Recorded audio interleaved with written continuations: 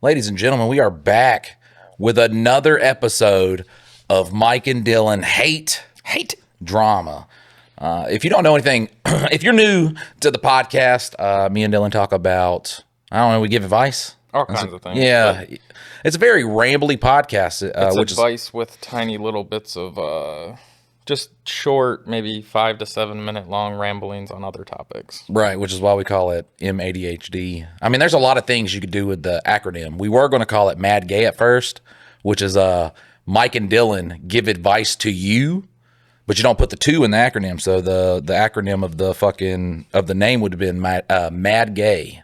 Which, if you keep up with what we plan to do with future things, if you remember that 2 does not go into an acronym, you'll know a joke before it actually gets to be the joke. I'm just going to tell them the joke. So, in the mockumentary that me and Dylan were working on, it was called The Adventures of Clever Sykes and Peter Basket. And it's about 2 Illuminati members who were kicked out of the Illuminati. Of course, they got to live life in the real world, and they're homeless. And they first war with a group of homeless people, and then they go to war with the KKK. It had to end on the 3rd episode because we ain't got money, so I don't know what you guys want. And it also got bone-chillingly cold while we were Me and Dylan, we have our best ideas to record shit, either during the just dead of winter or the most harsh part of summer. We can't just like have a good idea during spring.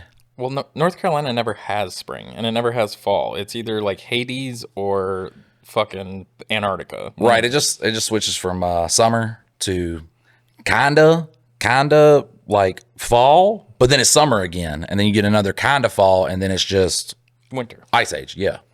And I mean, my sinuses can't even keep up. But yeah, it ended, and we had this really good interaction that was going to happen with this like militant group, and they were the Citizens United. Citizens United to Neutralize Terror. And my character, I said Peter Sykes, Clever Sykes, when he meets this faction of people, and they're like the hometown militia that you see sometimes in the South, that are, because, we were former Illuminati members, so they're, shaking us down to see if we have any information, which my character and then the Peter Basket character are both morons in their own ways. So they tell us their names. They have a chant. They're like, we're CUTNT. And then I'm like, what does that stand for? And he's like, Citizens United to Neutralize Terror. And I was like, oh, you don't put 2 in an acronym. He's like, yeah, you do. And I'm like, no, you don't. You don't put 2 in an acronym. You guys are a bunch of cunts. So, I mean, that was my love child right there. One day I got to get back to it. Again. One day, hopefully. Well, honestly, between what all we got going on now, like that's gonna be hopefully in the near future if things continue to do well, if we can kind of get on top to where we have budgets and time, then right. How is it that we have more views than we have ever had? Poorest. Like, as soon as the views went up, TikTok was like, we're just going to cut your RPMs down. And then Facebook was like, well, we're just going to demonetize you and then just destroy your growth. That's the stupidest thing. When you get flagged on Facebook, they're like, your growth is at risk. Yeah, because you're doing it. Like, yeah, you're the person that says, like, people aren't watching it. So, because you're not showing it to nobody. Well, I think the big thing, though, is like the people listening here and the people that watch, like they've stuck by you through a lot of these ups and downs. And, technically the money's not there because of the platforms, but like those people are still, sticking by because they enjoy what you've been putting out. And I'm gonna tell y'all something that happened earlier today. I was in a bit of a depression, which I'm like coming out of it. As the podcast goes on, I'll get like into normal Mike. But I was feeling really down, and then Dylan was talking about because we're super excited for the podcast. Now, understand this is years away from making money. Like it's a pretty good while away from ever making money. Right now we have how many listeners? I think right at like 400. Right at 400, but that's amazing. So I am more excited to do the podcast than I am anything else because I get to I just get to talk. I ain't got to play no characters. I ain't got to read no stories. Am I funny enough? I just get to fucking do it. And Dylan said, What did you say? Which part? I 'Cause can't I've said a lot remember this morning already. the when people listen to podcasts.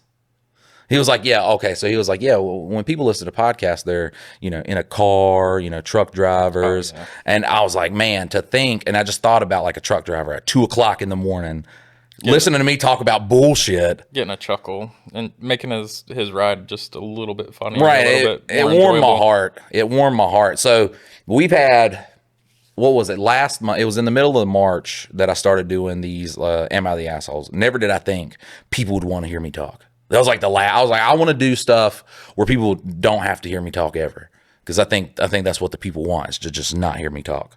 And then we started doing the Am I the Assholes? And that shit skyrocketed. And these are 5 to 7 minute videos. So we're like, oh, fuck yeah, we finally have something. Been going through the shits 3 years. Like, finally have something. And then TikTok destroys the RPMs, destroys it. So a video a 7 minute video that does 2 million views makes $180. That's fucking wild. So then within that same week, Facebook does the whole, oh man, this is, we can't have this. And then I appealed it and they're like, oh, it's fine. Yeah. But never brought it back. Yeah, we'll restore your monetization. They didn't bring back the video. They only brought back the post, so the video wasn't there. So it was just a fucking dead space. And then they didn't remonetize me. So then I like had to do it all over. This was a 3-day battle. Talking to Meta's like, I don't know. It would be like talking to my dead dad.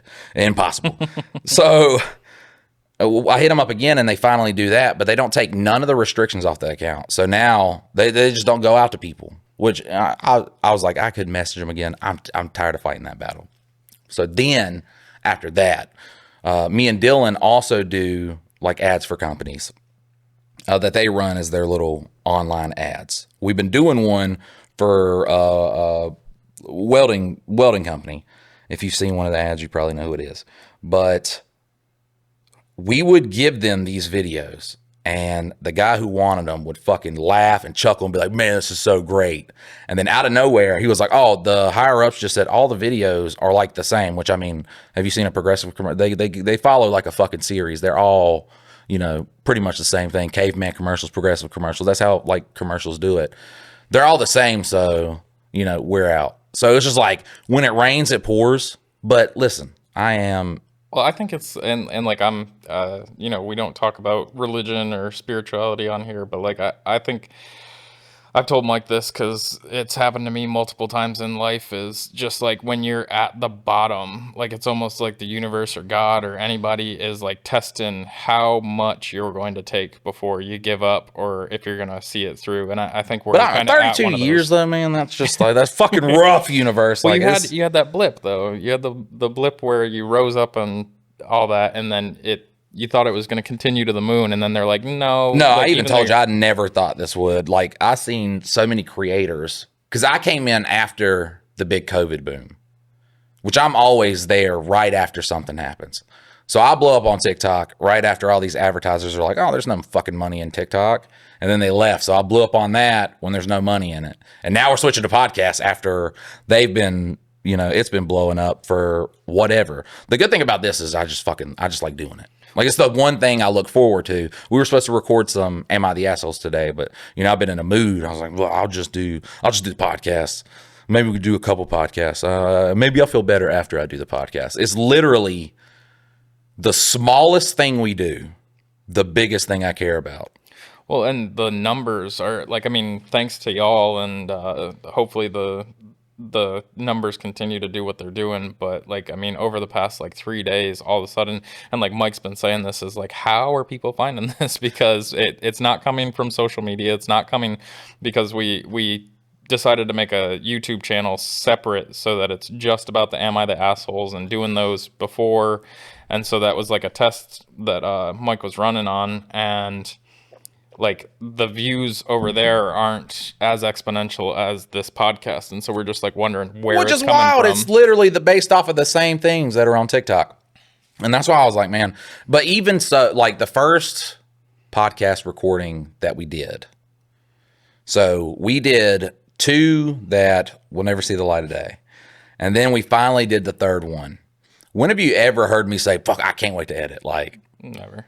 stay up all night edit. Well, the roofer documentary I did on that one. And then that one got 15,000 views. Fuck YouTube. But that was our fault. We were posting shorts and long videos on the same YouTube, which it fucks up how they do impressions. But YouTube doesn't tell you that shit. You just got to learn.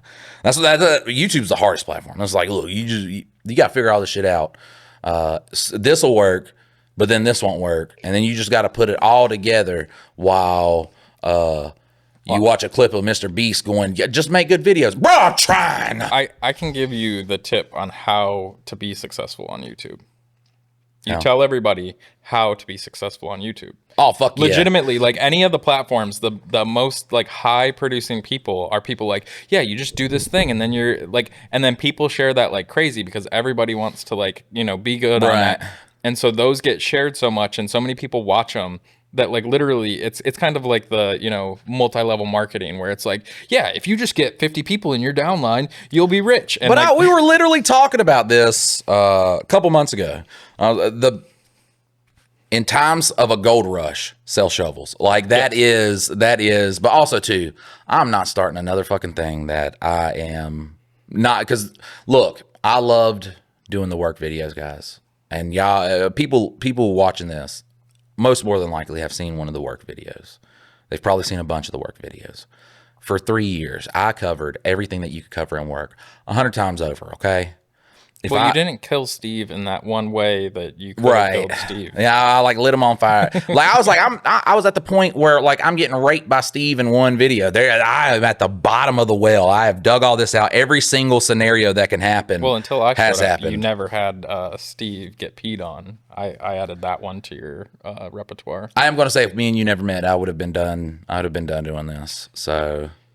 Well, fuck you, man. I think the world and the people enjoy your personality and the type of humor you have, and so it's just I'm sorry y'all way. getting like a depressed Therapy session? Yeah, depressed Mike video. Well, they're looking for advice or listening to drama, and that's exactly what we're talking about. So, but it's so fucking hard too, man. Like I just wish, I wish I could sell out. Like, you guys want to buy some fucking crypto? Get the new Mike NFT. I can't fucking do it. I can't do it. And my conscience, like, why would the universe be like, hey, we're going to make you wait. Also, you're going to feel bad about everything. Like, I feel bad about selling fucking Labor Llama shirts. Like, doing a, and I'll even tell Dylan, I'll be like, I feel like we're doing too much, too much sales. But people are genuinely, like, they want you to, like, it's not that they want you to sell to them. They're happy to support you in legitimate ways. And so, like, you not selling out, you not going down the crypto rabbit hole, you not doing those things.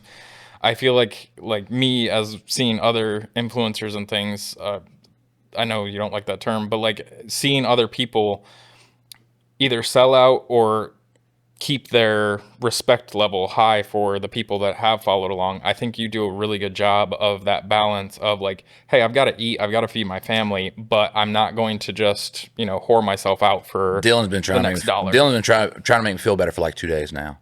That's my job. For like 2 days now. But I'm telling you, man, the thought of a trucker going down the highway at 2:00 in the morning on some fucking dusty road, listening to this shit, being like, wow, this guy's a goober, and laughing or something. Yeah. Like, fucking, that's, it makes you feel tingly, man. That there's somebody, like, at work or some shit like that. Yeah, exactly. At the place they want to be the fucking least. And they're like, oh, this dude with big-ass love handles, like, makes my day a little bit better. Like, it feels so much more different than, like, a TikTok or, like, a YouTube you script out and you shoot. And it just feels, I don't know, like it.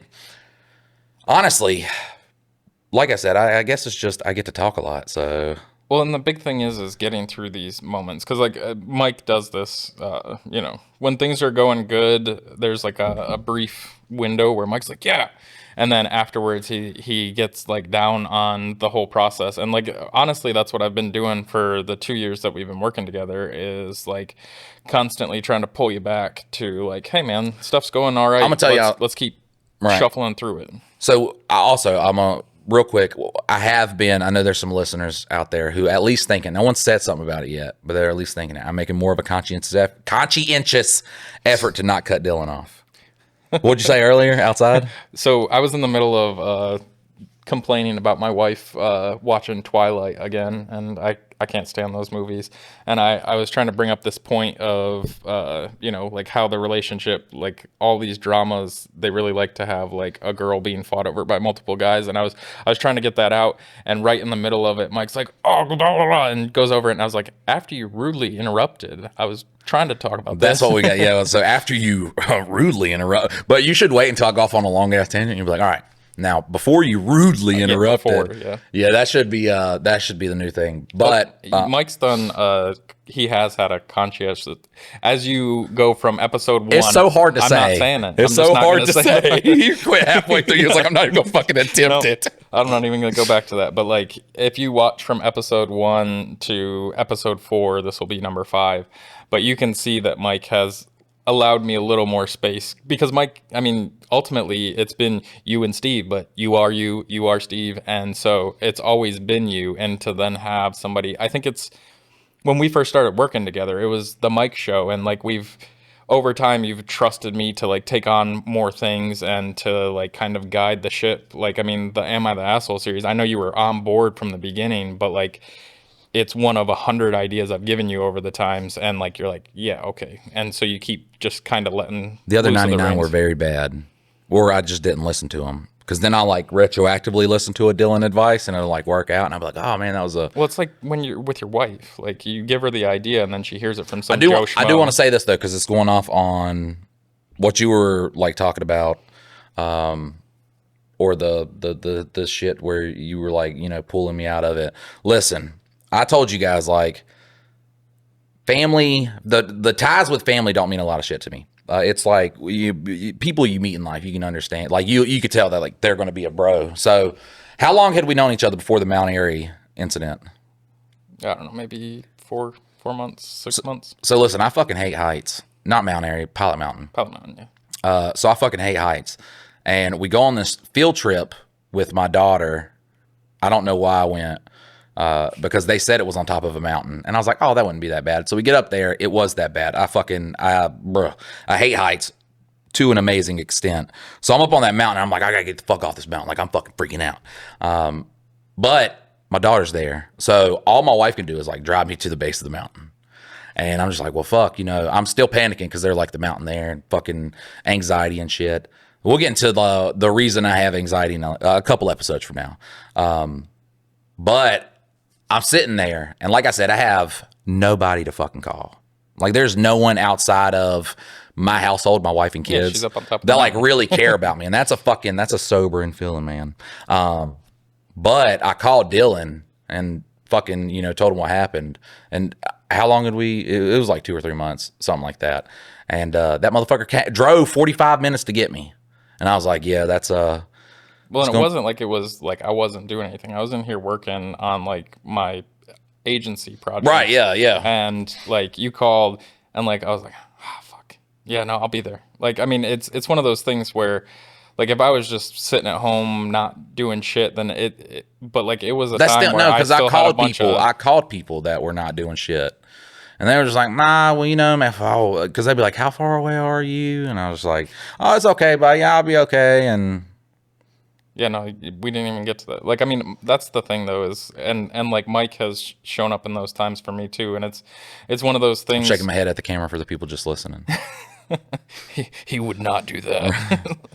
Well, but I think I've only drug him down. I think with your history and everything, you've had a lot of people let you down through your life. You've had a lot of people not show up for you, and so for you, like you genuinely are that person at heart, but you've had it go the other way so much that like you're not apt to just do that first thought, like because you've been fucked over, and these people aren't gonna like be there for you. And like I've had enough good stuff. Like the way that I look at it is kind of like you give a homeless person like $20 or $10 or $5 or $1 or whatever, and like people are like, oh, they're just gonna go do this with it, and I'm like, I gave it with the intention of them getting something to eat or doing whatever. Like once I give it, it's no longer on me what they decide to do with it. Right. And that's how I've given like my time and my energy to people. Like if you fuck up and you really screw me over, I'm not going to give it again. I will But say, like, being homeless sucks. So I'm pretty sure I've said it on here before. Being drunk being drunk or high makes being homeless a lot better. well, there's some comedian that did one where he's just going to spend it on booze or drugs, and he's like, well, that's what I was going to do with it. So Right. like, who the fuck am I to judge the guy? I wonder how the somber Mike's advice reading is going to go through. I don't know. Someone's gonna name like a, just like a benign problem. And I'm like, you just got to get over it. No, they're too. These listeners did a Oh, good job. I've not read these, by the way. So these are surprise to Mike's. And I didn't have to edit these. These were well written. well written. With the Mike and Dylan, y'all put that on there. Yeah, thank you to those. Man, that's a big ego submitted boost. today. Yeah, no, these ones are great, and I think they'll spark a good conversation. Where are we at on time? Got 7 minutes before I got to reset the camera, so I think it's a good time to get into. Well, let's wait. I'm having a good time yapping. We're gonna probably I don't know, just 7 minutes on the camera. Do you want to restart the camera before we get into the first story, or do you want to? Like, I mean, I don't think it really interrupts, and like a lot of people are listening. Yeah. And I don't think people are really that upset when I cross the frame. Like, I mean, the only thing it messes up is if we want to post these on TikTok or anything like that. Also, let us give us feedback, man. Tell us what you like about the podcast. Tell us what you don't like about the podcast. We have been getting good comments. Right, that it does help, but if everything is only good, then I'm like, I don't know, what to do. If someone was like, hey man, we enjoy you talking about your lives, but you get the fuck on with the stories, man. Like, Jesus Christ, Yeah, bro. you guys brought that up. I only work 20 minutes down the road, and I'm not even done with your intro before I fucking get down there. Just let us know. It does really help out us deciding, how episodes go, or if you have, fun ideas we could do. We do love reading the advice, but if, we could do more Mike and Dylan, if we have, more ideas to do on the podcast, more advice, because right now we only have, this is the last two besides the 3-page, but people have been saying they want that 3 pages an episode. That's going to be a 4-hour episode, and half of it's going to be just me trying to Put in a damn period. yeah, just Where's a comma? throw a comma in there so I know where to pause. And then it starts reading together, and I'm just, I say sentences that don't sound good. Or, there's comedic timing. You got to have comedic timing, especially in the Am I the Assholes? So when I'm reading and there's no punctuation, I have no clue where that sentence is going to stop. I have no clue what's going on. Well, I think a lot of people, though, they want you to get through wherever, and then wherever you find. I don't think people are as they don't need the joke every 2 seconds. They just want to hear your take on it as you find them. And I know you're looking for the great moments, but you can be like, that's literally it. Right, that's why I see the Am I the Assholes, and I'll be like, this one seems so boring, and then people loved it. Well, but that's what we talked about today. There was one I posted yesterday, which people are hounding me for it because I went into a joke take instead of a real take, because I guess they think right now, yeah, I'm Dr. Drew to them guys on TikTok. But I did a joke take, and everybody's like, oh, fucking terrible take. And I was like, it's a joke the whole time. It's a literal joke the whole time. But that's why you don't look at comment sections. I don't really care. I can go in there and be like, well, it's a terrible take, fat ass. And I'm just like, yeah, a little bit. People thought I was going to be a mousy little nerd guy on that YouTube that you posted. Somebody was like, I just assumed Dylan was like a mousy little nerdy guy. Really? Yeah. Someone said that? On which YouTube video? That new channel that you built, it was like the first video. Oh, because you came and waved at the camera. Yeah, you made me show up on that one. Most people I'm the behind the scenes guy. But well, I guess they imagine a computer nerd or something like that. I'm a weird amalgamation of a bunch of different things. All right, we're going to get into the first. I don't know why I grabbed both papers. Oh, that one's kind of long. We're going to start with the short one. Yep. Have the long one for second, for last. All right. So here we go into our first advice. Can you at least give me a hint at what is it? Relationship? What is it? This is work scenario. Work scenarios. These guys know the videos I make. Listen, I worked in a box shop, 12 hours, 7 days a week, 10 years. Okay. When you see a Mike video, especially the early ones where Mike's real fucking snarky, that was me, bro. I hated everybody.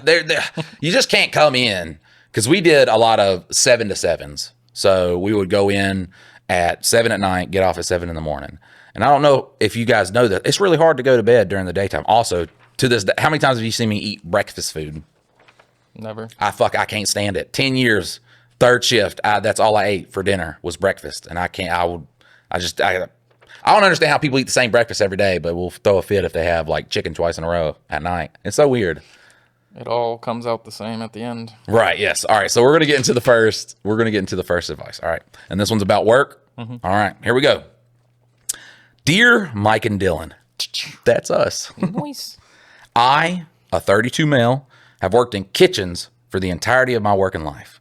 14 years at this point. That's worse than a box shop. That is, yes, so much worse. Look, manual labor is very, very hard, but at least we ain't got to deal with the general public. That's the worst. And kitchen people. And kitchen people, and you got to deal with waitresses, and it's rough life. I respect people that decide to continue on with that. I respect anybody that fucking gets up every day and tries to make a living. That's my. I just remember cleaning up every night I worked at my aunt's restaurant like before I was of working age, and then I worked at a pizza place on a ski resort, and the mats that you pick up at the end of the night with all the food and grease, and then you got to mop. And I was like, when I was 19, I worked at East Coast Wings, and then I worked at one of the Biscuit Kings up here, and they had the mat, and we'd have to take it outside, and all the grease and stuff. Ugh. So gross. No matter where I go, there is always some old, crotchety ass woman way past her working prime that insists she knows everything. No one works as hard as she does, or that I'm somehow the laziest person on the shift, even though I'm nonstop making food for all 8 hours of my day. That's old people though. That's old people. So the funniest shit ever is, I don't know what it is with the elderly, but the elderly, right? But it's like their rest comes during work. So when they see someone resting like during like a break or something like that, it pisses them off because they're just like, we had this one, I can't remember his name. He got cancer. I think he's still alive too. Fucking tank, smokes more cigarettes than I do, and I smoke a bunch. But he would like sit in the back just like on the forklift and talk to people for hours on end. And then we're like on break and stuff like that. And he'd be like, y'all sitting here taking break. We got to work on Fridays. If we didn't work, bitch, if you were working during working hours, we wouldn't have to work on Friday. Shut the fuck up. It's infuriating, and I've tried many times to just ignore the snide comments made behind my back or to coworkers on my days off, but I can never seem to find a way to truly let it go. I've tried confronting them before nicely, despite my urge to Mike uppercut them across the jaw. Aww. Nice. See, it warms me up. Look, yeah, now I'm back. But they always just give false apologies and continue to talk shit behind my back. So I asked, what would you do both in this situation when ignoring it? What would you both do in this situation? Told you I suck at reading. When ignoring it, talking to my boss and trying to have a civil discussion with them hasn't worked. I'm going to read that last part because Jesus Christ, that's where people are listening. It was like, I would like show this to my friends, but man, that last line, like, is he illiterate? Did he just learn to read? He's a little illiterate. So I asked, what would you both do in this situation when ignoring it? Talking to my boss and trying to have a civil discussion with them has not worked. All right. So firstly, the first thing that you can, we're going to go through the first situation of Mike advice. All right.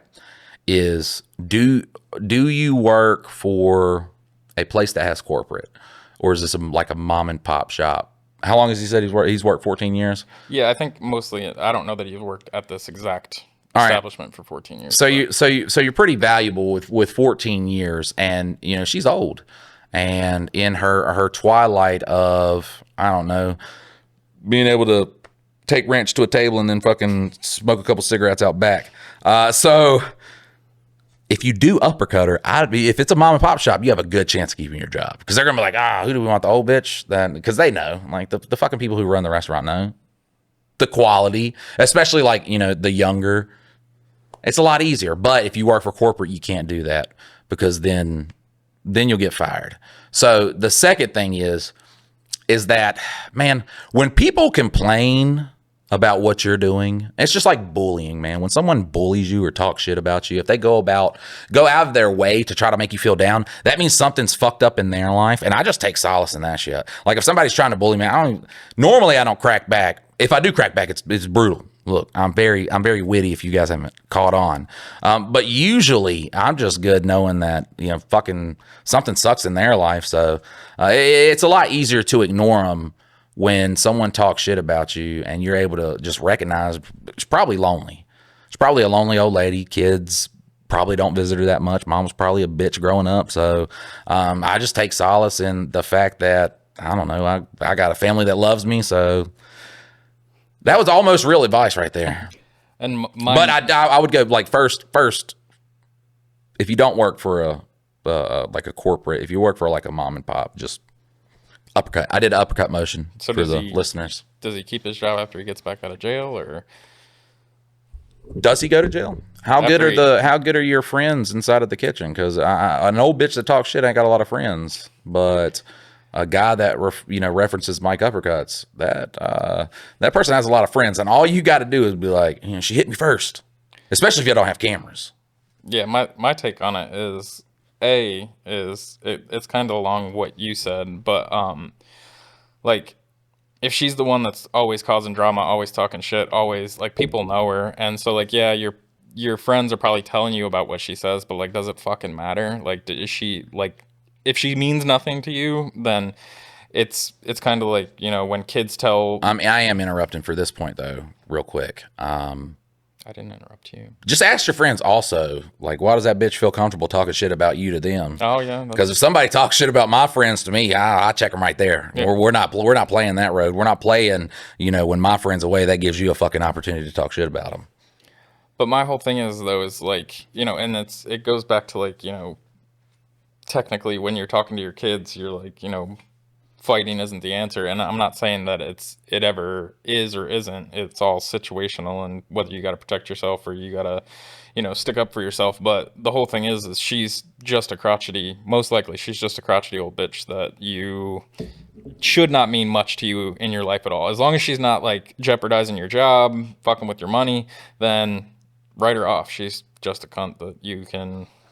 Well, I've never met an old person that had, their grandkids were there and, wife is there and he's just being a prick. I've never met that. It's usually always like, a solo, and you can really tell that if she does have a husband with her and she's being a bitch, it's like the fourth husband. I mean, it's like at that point, I don't even know how the fuck you care about somebody. Yeah. Because Amy, I could not really see anybody after Amy, but the after Amy, that bitch definitely ain't good. That's like, elderly money, Leonardo DiCaprio. She's like fucking 18 years old. That's the weird shit. I don't know why old people like Bill Belichick and he dates that young ass woman. And I know there's people that are like, that's cool. And then all you got to do is look at him and be like, well, what if that was your daughter? And it's like, oh, because he's rich and she gets money and stuff like that. And then you go, what if that was your daughter? And he was like, well, then I'd have to whoop his ass. I don't know. I'm uncomfortable now. Like it's not. There's a lot of people. There's a reason why there was dowries and shit. Like people would sell off their daughter to be with Bill Belichick. I don't get it. Why? Like the Leonardo DiCaprios and the fucking Bill Belichick's dating these, Leonardo DiCaprio really doesn't date him, so I kind of give him a pass. I don't give him a pass on none of that. I find it creepy as shit. Yeah, it's creepy. I find it creepy as shit and hard to believe. I'm not accusing anything. I find it hard to believe it stops at 18. Like if there's an age where I stop talking to you, like you age out, and it's not before you can drink alcohol. I find that hard. But like with Bill Belichick, I don't understand how you could be with a girl that does not love you. Does not, like, y'all don't fucking connect on anything. The hard part is, though, like, in any of those scenarios, like, if you, before you met Amy, like, say you got a lot of fame and all that, and then now you're out in the dating scene, like, you never know. Like, so I'm not excusing it. I'm just saying, like, what people are after for anyways. And so he's just making, I'm not saying that it's right. I'm just glad I found like love before I even got like moderately successful. I cannot imagine, like, say the shit pops off and then Amy was never there. Like it's crazy to think that there's in Hollywood or with rich people and shit like that, like people that know you're rich, there is no chance for you to find actual love. Well, that's why they date each other a lot. Like, I mean, because Also, they're cut in the to you, like circles. whoever edits this, we got to cut to you because I've been like doing this shit and I don't know I've never done this before. You've been doing a lot of the mustache, like I gotta shave it, man. But that's how y'all know, like, is like Michael's like fucking in the dumps with his mental. But as soon as I shave it, it brings it up. That's the poll that we should do: is whether Mike looks better with like the beard that he's got now, or when he shaves it down to like 5 o'clock shadow. I gotta shave it down. I might not do 5 o'clock shadow, but I do gotta shave it down because I do feel better when I shave. I have no clue. I think it's the same reason why like teenage girls will fucking bowl cut their hair in a mirror and then hate their lives for a couple months. But I mean, I shave it down a little bit. When it starts getting like too much, I just hate how it feels too. So yeah, I'm eating mine right now, but I'm technically growing it out. I'm part of a beard and mustache club, and so it's just, I don't know. I before the podcast, probably a year and a half ago, my hair was down past my breasts. I used to have dudes just come up to me like when I was working at a box shop, and people have seen like the beard get big before, but they would be like, man, if you like kept up with that, it would look good. Yeah. And I was just like, brother, I do not have a beard because I want one. I have a beard because I fucking all my life revolves around work, and then the little bit of time I have when I'm not at work, I don't even get to spend sleeping because I'm spending time with my kids. Me and Oliver played Dead Rails last night as a game on Roblox. All right, fun fucking game, by the way. You like have this train and there's zombies trying to attack you, and you got to like fortify the train and like you're looting stuff to find stuff. So we played that game a couple days ago, and me and Ollie, man, I feel like me and Lithy, we spend a lot of time together, and me and Theo do. You know, he's pretty autistic, so it's whoever he gives a fuck about spending time with. But Ollie, like, he's always off on his own thing, man. And sometimes, like, I gotta be like, hey, Mike, you gotta like make that fucking effort to go and interact with him. So I fucked up and I did that like 2 weeks ago, and he's just been on my ass, boy. We're thick as thieves now, best friends. All he wants to do is talk to me. He talked to me about I know how to set up a Discord, but he was like, you can go to this Discord so like we could test out like the new betas and stuff that they fucking come out with, like the new tests for the games. Yeah. The whole time I was editing the YouTube videos for like, the first one took like 3-4 hours. He stood next to me just nonstop giving me updates. And y'all think I could talk? Bro can talk. It says the same thing over and over again. I'm just like, brother. I mean, I understand you're my son. I can see it. Like, I ain't got to get no DNA test. I can see it. Whew, it's hard. It is hard. All right, well, we're going to get on to the next one, all right? Did I leave off somewhere? I can't remember where. Because sometimes I start on a fucking point and then I'll leave, and then I'm editing the video. I'm like, you fucking moron. And then it'll happen 5 minutes later. I'm like, who watches this? See, there's editing techniques that Mike doesn't know, and so like it takes him a lot longer to edit. Like, I fucked up on the last one. I don't know if any of y'all caught it before I got it fixed. Let it go with no sound. What a Mike thing to do. No, not no sound, just Mike sound, which is what Mike prefers on this podcast anyways, but which I warned him about. I was like, hey, I'm having this problem. That was with the first episode. I think it's the software that we're using. Like, DaVinci's awesome, but then we use this podcasting thing, and I've literally edited thousands of videos, and I've never once had a video not export all the audio tracks. And on this one, you have to do some janky stuff. Did you do what I said to export it? No, Damn it. I was like, man, for the first time in my life, I can give Dylan some like I'm so technologically stupid, but I can give him some technological advice and fucking. But yeah, it was the beard thing, and I got off on the roadblock. Look at that, I caught it. I got it back. People are probably like, it was the beard, Mike. Okay, but yeah, I don't grow this shit out for fucking fun. And the thing is like with my beard, like that's why I had long hair. I just don't like cutting it. I don't like going and paying $30 or plus to get a haircut or to get my beard trimmed. But that's one thing I can say is since I did start cutting my hair, it was a couple dollars more to get the beard trimmed. And I used to have a beard that I just didn't trim, and it looked like I was homeless. My shit grows out like a lion's mane, man. Now that it's been like trimmed up as it goes on, it does look a lot better. And like, I don't do anything to it. I run a comb through it. Everybody with a beard says that too. They're like, I don't do anything to it. I just run a hot comb with like warm butter with warm grass-fed butter that I got from chickens, and I fucking just rub it through the beard, and then I'll set it on a towel and I'll let it sunbake for 5 hours while I sit there. Every single beard story I hear. No, I don't use oil. I don't use butter. I don't do anything. I just comb it in the morning. Fuck. We gotta get into this. This one's a good one. How much time do we got left on my second camera? And I think people like actually the long. I mean, we've had multiple requests of like that they prefer to just have an hour of a podcast. So I don't think we have to. Which is crazy because normally our hours are just it's 98% us just talking, and then 2% a couple stories. Yeah, I'll read like half a story. We'll get through 2 sentences of a story, then we'll go off on a 20-minute tangent. Then we'll get back to the story, read a sentence, and then we just go again. I think that's something we need to work on to make sure the stories get out. Like that was a comment, but like we need to just make sure we get through the story. That's why I like think we Power can go House through that one. Yeah. And this one's not so bad. I would say let's not go off on tangents too much on this one, but it's I'm gonna cross my legs here pretty professionally. So, bro, the first podcast when I like cut that clip out and put it on TikTok, someone was like, "Can you like shift the camera angle so we ain't got to see your legs?"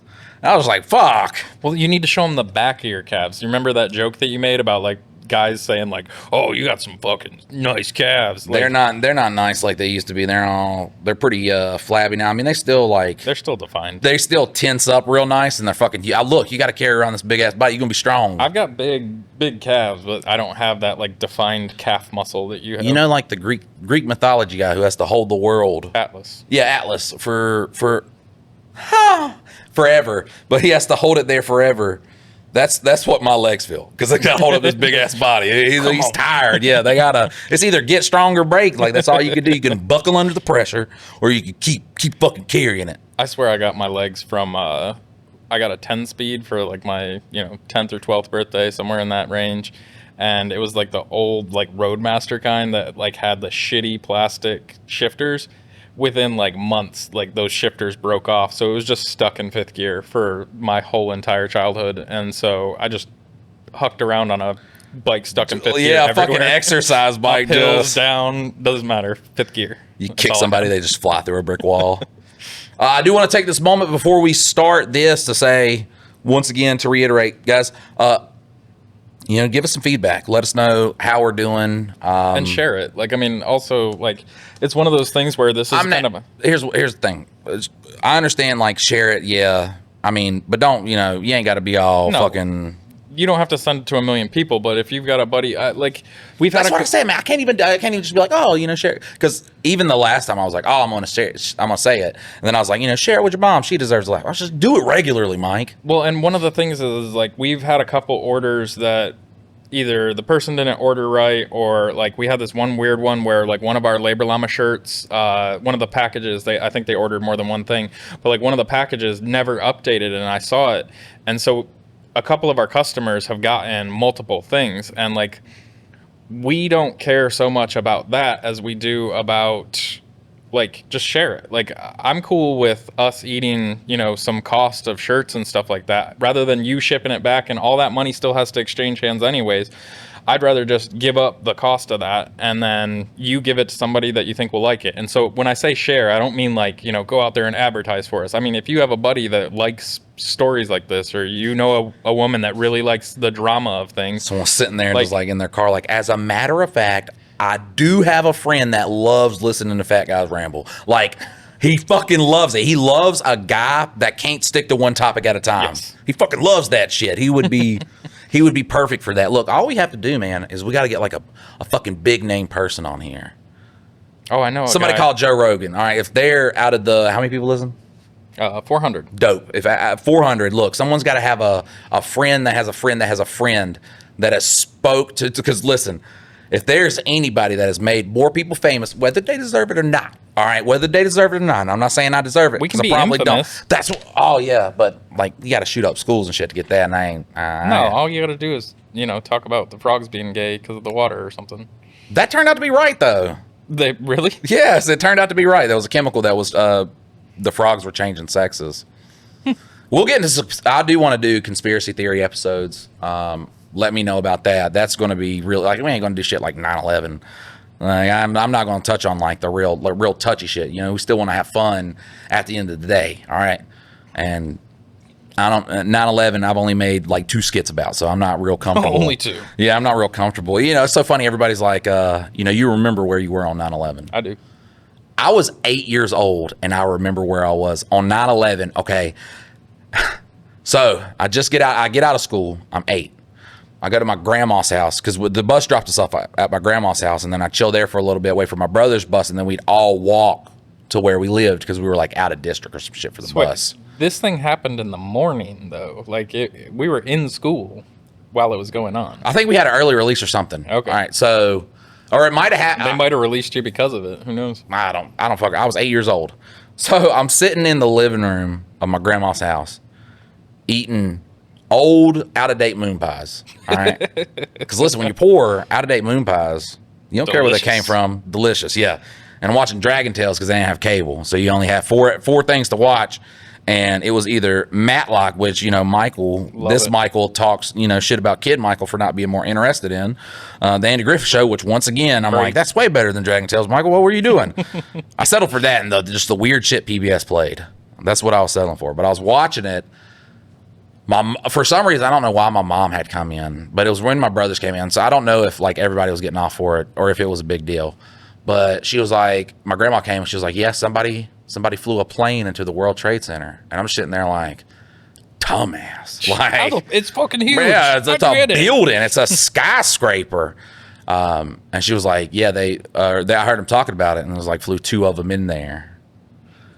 And I was like, 2 dumbasses flew into the same building? They got to move that building. Like, I was like, what the fuck is going on? Like, that didn't even register. It was like a big thing. And then it was like the next day we go to school. She's talking to a classroom full of kids we're talking about like John Cena and shit like that. Or Brock Lesnar, or whoever was big at the time. You know, this is 2001. Yeah. So Brock might have been there, but we're all like wrestling on the playground and shit. This is like right before the Attitude Era ended. Well, we weren't giving a fuck about no buildings. Like, we were fucking more worried about what was going on with wrestling. So she's like explaining it to us, and she was like, something very bad happened, and I'm just like, oh. The NWO came and took Stone Cold's title belt, and she's like, no, some planes flew into a building. And I was like, yeah, I heard about that. My mama was talking about it. Said 2 people, and she was like, she's explained to the class that it was a terrorist attack and that it was bad people. And she was like, and bad people are coming for us. That's what I do remember. I think that's why I remember it so well, because I was like, fuck. I was like, shit. I was like, we got to go start fucking fighting or something. As an 8-year-old, I probably wouldn't have worded it like that if I was the teacher, but did not handle it with grace.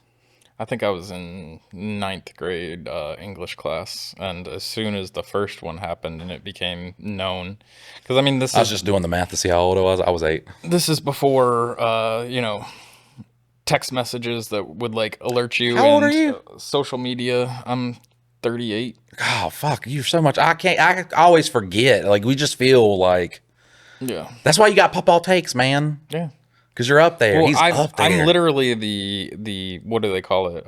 Older millennials. Oh, yeah. Like, I am closer to a Gen Xer, like, grow up style than I am to millennials having, like, I think we were in 10th or 11th grade, or 9th or 10th grade when the internet really became popular and you were utilizing a lot. So, like, I was the first generation to do Napster and all that. Like, people talk about like the early internet shit, like the downloading viruses with the LimeWire, and I'm just like, yeah, wasn't that a time, bro? I didn't fucking have that shit. I didn't have that shit. Like I said, I was 16 when I got my first phone. I don't think I had my first computer until I had met Amy.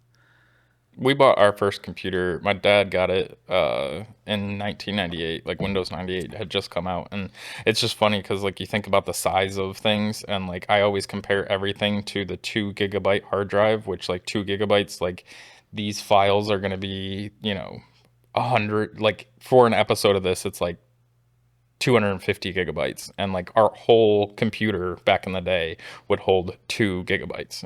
Like, it's just wild. But yeah, no, I'm far closer to like Gen X. We are like still, what do they call them? Latchkey kids. Like, we were home by ourselves, not being watched, and which I guess you were that too when you were poor, but yeah, kind of. Like I said, she used to like lock us in the back rooms, and we found out how to get out through the window.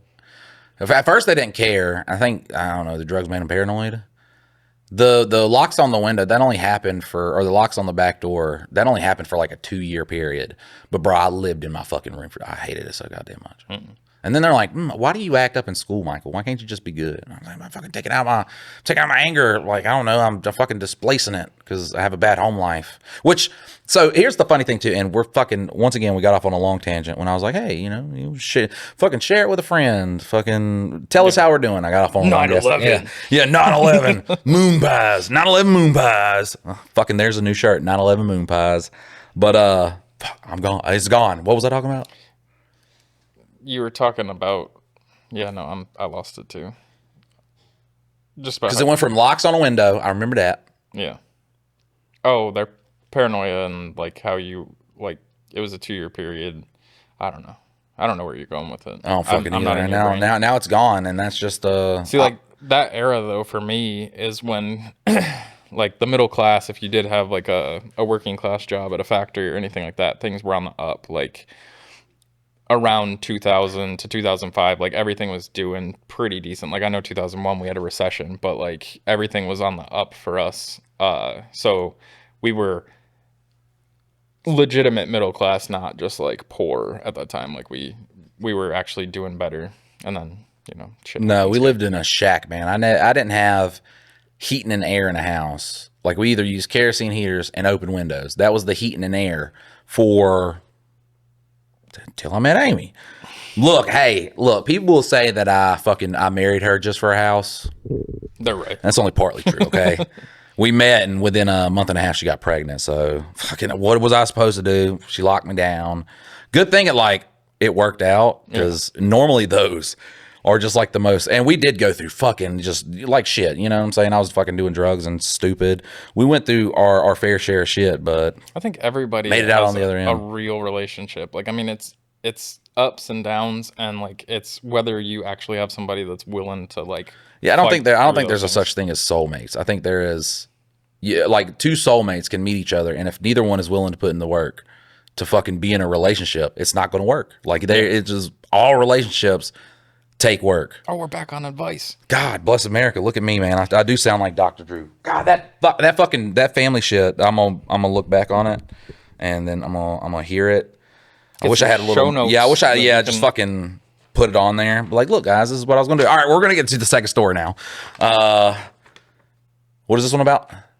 This one is about relationships. All right, relationships. So I think it's a boyfriend girlfriend. I don't think it's a husband wife. All right, so he obviously wants to break up with her, right?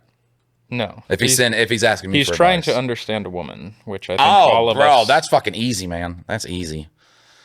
Look, you give up on the ability to understand them. You start at the vagina hole, and then you just like soften your tongue and you lick up slow. Oh, just relationship stuff. All right, we're gonna get into it. Dear Mike and Dylan, I, 36 male, and my wife, 32 female. Wife. Huh? It's a wife. Yeah, it is a wife. Yeah. She just started a new job 1.5 months ago. Before she started this job, it would require 4 weeks of class not paid, and then another 2 weeks before she actually gets a paycheck. We both agreed that this is a better opportunity for us, and since she would be making a lot better money than her old job, it would help us out financially. But I also told her that for the next 2 months, we would be strapped for cash and can't do as much as before. Since I'll be the only one making money and paying the bills, she usually took care of all the utilities, and I paid the rent and car payments. We both agreed to this, and everything was fine, but it was a week before her graduation. She asked if I could buy her these really nice pair of comfortable shoes as a graduation gift, about $200. I told her I would. Well, then graduation came and happened. Or it came and it happened to be about the same time rent and everything else was due. So I told her it would be a couple weeks before I could buy the shoes. She agreed and she was fine with it. Well, that same week, a little before she graduated, she wanted a pair of shoes that she told me, well, fuck. What the fuck just happened? She wants another pair of shoes. Oh, okay. She wanted a pair of shoes that she told me were super comfortable and that they were half the price the original pair of shoes were. She told me she wanted to get them for the time being. Okay, I'm going to read this again. They were half the price of the original pair, and she told me she wanted to get them for the time being. Okay, because it said she told me she wanted to get so it was like and my brain couldn't help. My brain was like, fuck, help me. So I bought her the shoes and told her I'll get you the actual pair you want in a week or two. I figured these shoes would at least hold her over until then, but after a week of wearing them, she told me they are very uncomfortable and asked when she was getting the ones I promised. I explained it'd be a few weeks since rent and bill are... Jesus Christ, fuck. This is what y'all don't see. I get like fucking in it and then I fuck up a bunch. I explained it'll be a few weeks since rent and bills are due, but I will get them. Well, fast forward 2 weeks and she's been working and finally got her first paycheck and has been hounding me about the shoes I promised and explained that once she started getting paychecks, then everything will go back to normal and I can afford them. She randomly gets all pissy and sends me about 8 texts about broken promises and she can't rely on me for anything and that she'll buy her shoes and that she'll buy her own shoes. And I tried to explain to her that I told her things will be hard until she consistently draws a paycheck and I'm not spending most of my money on bills that I can get her the shoes. The punctuation is all commas. I love you, brother. Punctuation is all commas. You utilize 0 period. There's one in the last 5 lines. So I'm like making the pot. It's tough. I'm struggling. Okay. Did I stuttered a lot in school and they picked on me? And it's like, regresses and comes back out here. Give me about 2 weeks and you'll be actually making 40 hours a week and can help with utilities and other stuff. And I can afford to buy the shoes, but she doesn't get it and constantly gets pissy about the shoes. Instead of being grateful that I got her a pair of shoes that she wanted at the time she told me would be comfortable, even though she wanted the nicer pair that I promised. I'm really trying and am going to get her the other pair, but she is blowing this all out of the water and expects me to get them my next paycheck, even though I take care of the bills until she steadily draws a paycheck. So, Mike and Dylan, am I the asshole for not getting shoes that I promised my wife, even though we need a roof over our head more than we need $200 pair of shoes right this minute? All right, so I wish it said how long they were together. I don't think that matters. So, look, normally, if it's a long relationship, I could see this kind of being, I don't know, man. Fucking be grateful.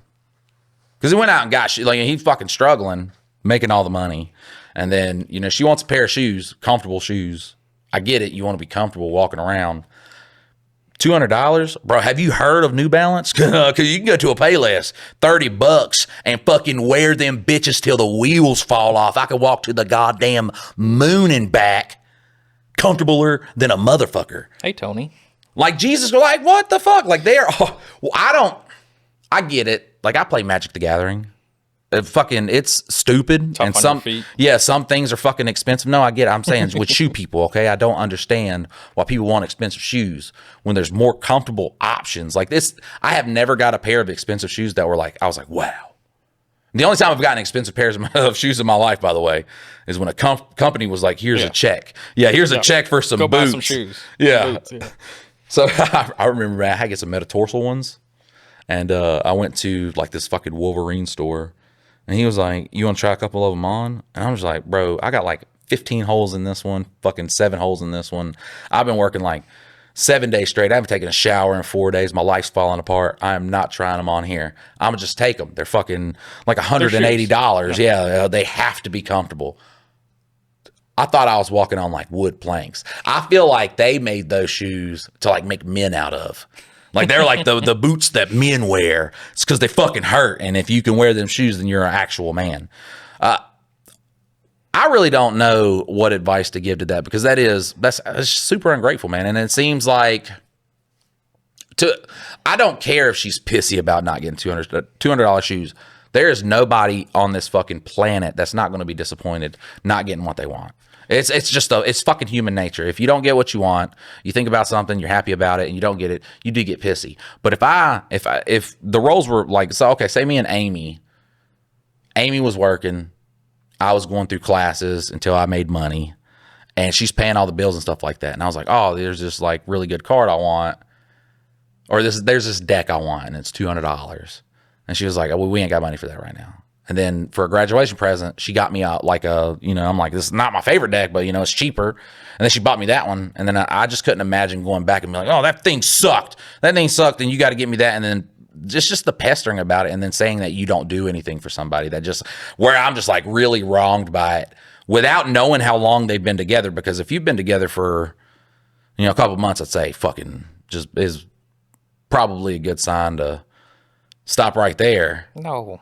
What? Like, all relationships can be fixed. Like, that's the thing, is like the big thing with this is you are not the asshole. No, you're not No, the asshole. absolutely not. Like, you are showing up for her. You're trying to make this thing work, making sure you guys have a roof over your head, food in your bellies, cars that can drive. Like, you're not the asshole for not spending. Like, and this is the thing that aggravates me, and it's, you know, different. It's not always women. It can be the husband in the relationship, but like, there's always like disagreements on where the money's going, how it's being spent, and that is okay. Like, her getting aggravated like that is out of line. She's not the asshole, but she's definitely out of line for not seeing the forest for the trees. There's like, you've put in the work, you tried to make it possible by getting her the shoes that she said were going to be comfortable. It's not on you that they weren't actually comfortable. But the thing is like, all relationships can be fixed. Like, she's not like some terrorist. She's like, I mean, me and my wife, it goes through cycles, and they have 28-day cycles that, you know, like, sometimes it's crazy, sometimes it's emotional, sometimes it's all kinds of things. And it's not just women. Some men are that way. I wouldn't say give up anything. You're definitely not the asshole. You just have to figure out how to balance out the scenario of like, babe, I tried. I got you the first pair. I said I will get you the next pair. It's just we have to pay our bills before I can pay $200 on a pair of shoes.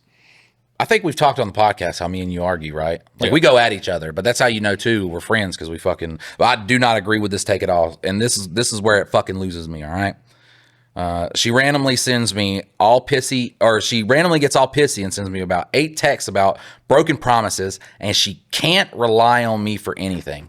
Like, okay, so if y'all have been dating for, they're married. Well, you're married. They're married. Fuck. That's what I'm saying. It's like, it's not. Oh God, bro, this is a fucking welcome to being married. Like, that's just welcome to being married. Tuesday. This is a Tuesday.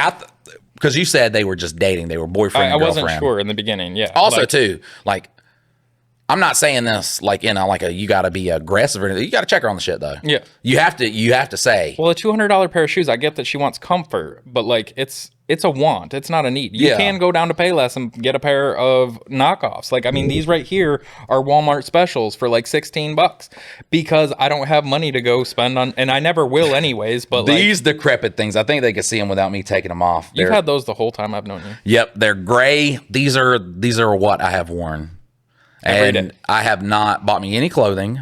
I wear essentially labor llama because I know the guy who I know the guys who own it, so that's pretty cool. I'm just not out there doing that. But also, he does have to be.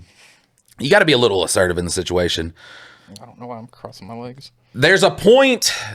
There's a point in a marriage where it's not like you just stop seeing what the other like spouse is doing, and it's a tough period to go through. Like, you start.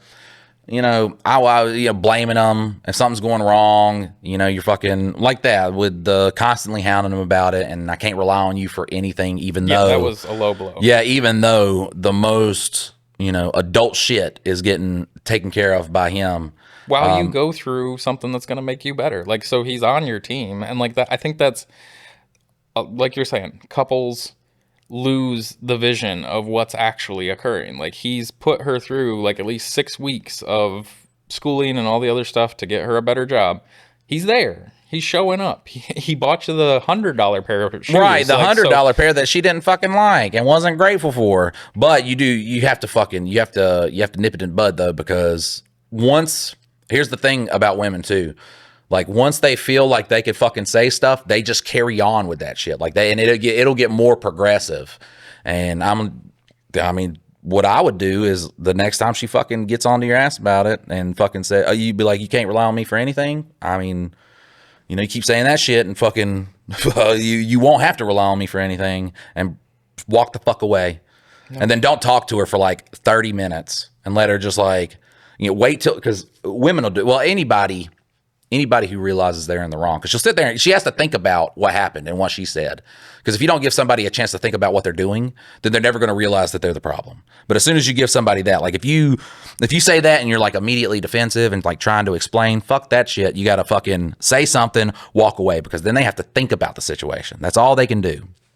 But you just got to wait. And every fucking married person's been in this boat, and they know the exact scenario I'm about to talk about. After an argument and the other person walks away, the one that was in the wrong, 30 minutes later, just like walks in the room, just like, you know, sitting there. Like, oh, you got your phone out. I seen that game right there. Man, I'm sorry. What do you think we should have? No, they never say I'm sorry. They never start off with that. And women especially, fucking, I don't think many women have that in their vocabulary. I don't think a lot of people like I have always liked to like put it into the sexes. I think I had really good parents, but even still, like it's your education of how you deal with.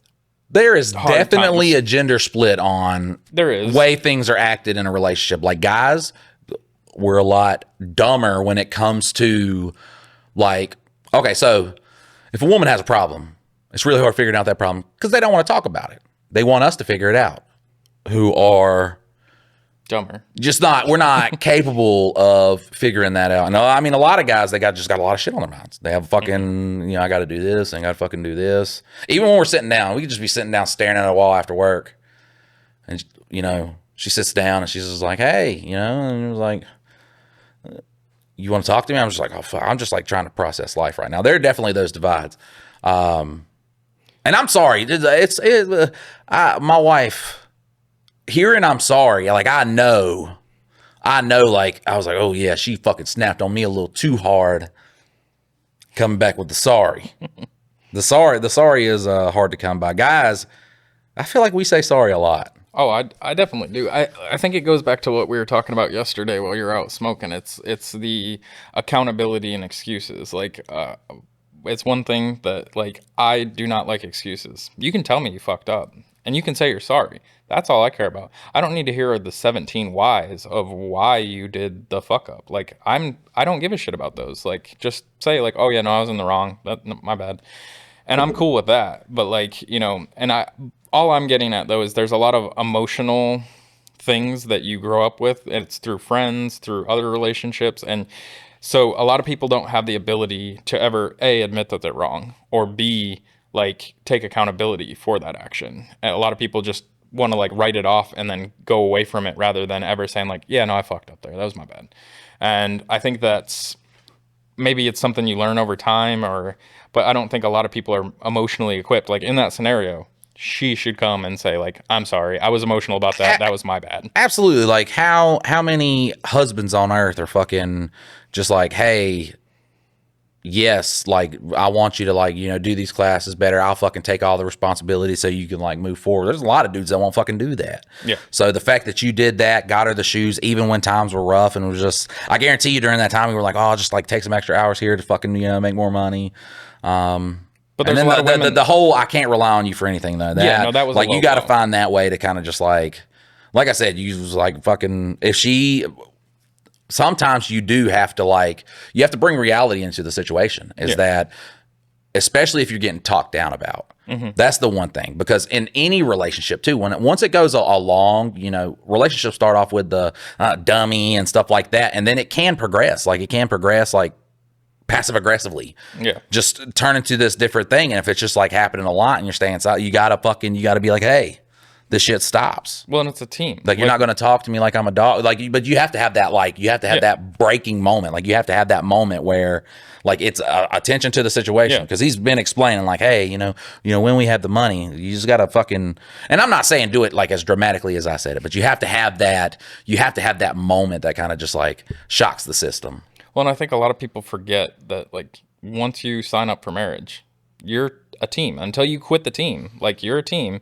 And so, like, what's good for one person is good for the other, and what's bad for the team is bad. Even, like, that $200 pair of shoes is a want. It's not a need. So, like, just focus on, like, homie is making sure that you have food in your belly and a roof over your head. That's pretty fucking good. Some people don't have that. And like, so just ride as a team. And then, yeah, when things are good again, you'll get the $200 pair of shoes that you'll probably say next week is uncomfortable. Bro, there was this one couple that I met. My brothers were living in this. They lived in a lot of duplexes. They lived in one in Archdale. This is a different duplex than the one we talked about on the Dark episode. But there was this guy, Mike, and him and his girl, I mean, they were like teammates. Smoked so much meth. Like an egregious amount of meth. But they were like, Locked in. that's their people. And one day in like a meth-induced fit, he tried to, fight my brother, and he had to beat him with a pool stick. My brother had to beat him with a pool stick until the police arrived. But that white or that My brother didn't get in girl trouble, no, because they were like they were fucking like. No, I was saying the girl locked in and went ahead and tried to kick your. No, brother's she was ass, she too. was at home, so she didn't have to like fucking jump on my brother's. But he probably would have lost. She would've two killed him, people. yeah. Yeah, two people. Wow, pool stick. Nah, two people. Two people's duff. She was real small though because of the meth. He was also not big because of the meth. Which is I've met fat meth heads. It's a wild world seeing those. Conundrum. Yeah, fat crackheads. It's like, well, at least I know you're getting your nutrition, so I can feel a little bit good about that. But I feel like this is a great time to wrap it up. Thanks for watching, guys. Later, guys.